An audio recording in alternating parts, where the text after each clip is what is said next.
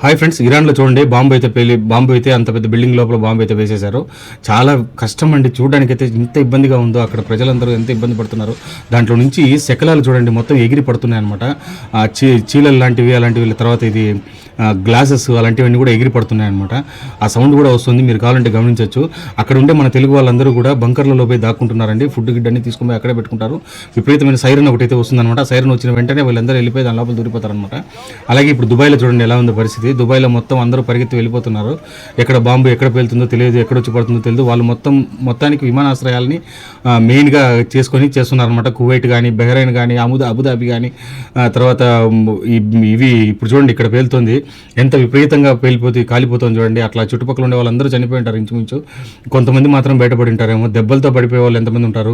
ఇది చూడండి, ఇది వచ్చి దుబాయ్లోని ఎయిర్పోర్ట్ దగ్గర అండి. ఎయిర్పోర్ట్ దగ్గర చూడండి 2-3 చోట్ల బాంబులు అయితే వేసేశారు. ఇరాన్ నుంచి మన వాళ్ళు చెప్తున్నది ఏమంటే ఒక్కో ట్రిప్కు ఒక 5 నిమిషాలు 10 నిమిషాల్లో కూడా ఒకేసారి 5-6 బాంబులు కూడా పడిపోతాయంట. అంత ఇబ్బందిగా పరిస్థితి ఉంటుంది. రాత్రిలో అసలు నిద్రే ఉండదంట అందరికీ. అంత భయపడిపోయి అందరూ బంకర్లో ఉన్నా కూడా భయపడేవాళ్ళంట. చూడండి ఎంత విపరీతంగా విమానాలు ఈ బాంబులు పడుతున్నాయి చూడండి. పైనుంచి తీసుకొని వస్తున్నారు. కొన్ని వీళ్ళు ఫెయిల్యూర్ చేస్తున్నారు, కొన్ని మాత్రం వేరే మార్గం లేకుండా పడిపోతున్నాయి వచ్చి. చాలా వరకు వీళ్ళు తట్టుకోగలుగుతున్నారు, దానిని ఆపగలుగుతున్నారు కూడా. అన్నిటి పక్కల ఇప్పుడు కువైట్ ఎయిర్పోర్ట్ చూడండి ఎంత దారుణంగా తయారైపోయింది అనేది. ఇంత ఇబ్బంది అయితే ఇక్కడ జరుగుతోందండి. ఈ సమస్యల నుంచి బయటపడాలని దేవుని ప్రార్థిస్తాం. అంతకుమించి మనం ఏం చేయలేము.